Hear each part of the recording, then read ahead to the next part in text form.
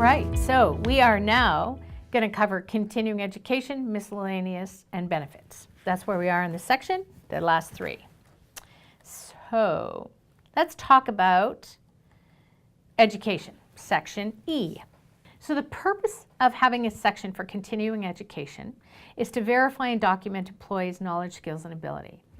Any copies or originals of certificates, diplomas, or degrees are stored in this section.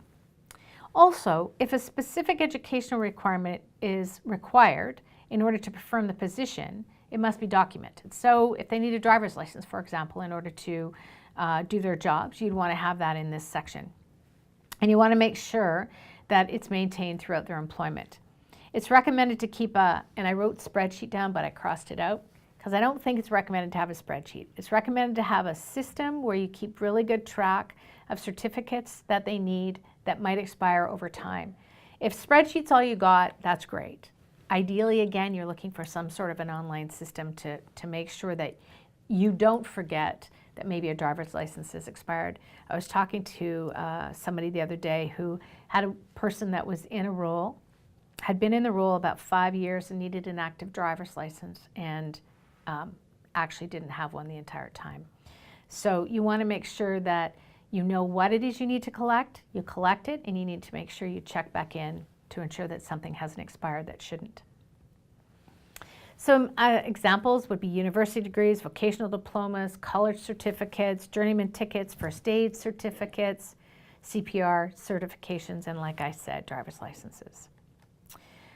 So that's the education section. Then we have the other section. So something you could put in an other section is this just contains miscellaneous information that you want to store that establishes the relationship that may not fit in another section. And one thing I want you to know about employee files is that, I don't know, back in the day they were this repository for collecting stuff about employees. That's not how it works today.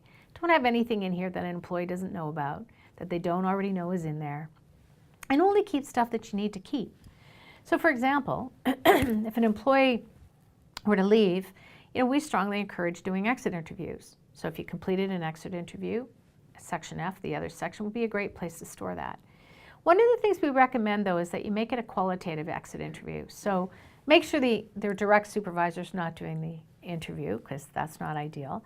But ask questions that you can measure, like if you were to rate our culture from 1 to 5 or our values, or so that over time you can start to get qualitative data that you can say over the past 3 years, you were scoring a 3, but from that you increased, you changed what you did to enhance it, and now it's that score is raising. I think that's an important thing to think about. And if you're not doing exit interviews, we strongly suggest you do. So then you've got the benefits section, which again I had mentioned earlier that we want you to have in a separate file folder that you can place in this one, or you can have it in a completely separate file cabinet if that works for you. So a separate employee file, as I said, and you want to make sure that only those that need to see this, see it, because you can't unsee what's in a file. So some things you might store in a benefits folder would be the enrollment cards, the change forms, some correspondence that you might have, enrollment for optional benefits, salary increases for benefits, premium changes, RSP information if applicable, workers' comp forms if applicable. The bottom line though is I wouldn't have anything in here that I wouldn't want to know. So you don't want to have anything in here about diagnosis, where possible, and have the insurance company keep all the data so that you don't have anything in here that could possibly be seen by someone that shouldn't see it. Protecting the privacy of our information is a big responsibility for us as employers, and so the benefits one is a really important one to make sure you protect. So, in summary, education, track it, make sure you have a good system that if something has an expiry date on it, you know when it expires. Other and miscellaneous, only keep what you need. Consider doing exit interviews if you don't now.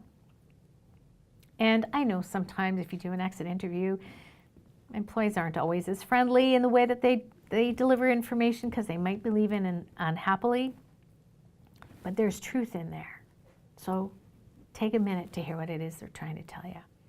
And benefits, only keep what you have to keep. You can't unlearn what you see. And so please protect people's information. This has been an initiative of the City of Penticton's Economic Development Department. And I'm Corey Meadell from the Doda Performance Group.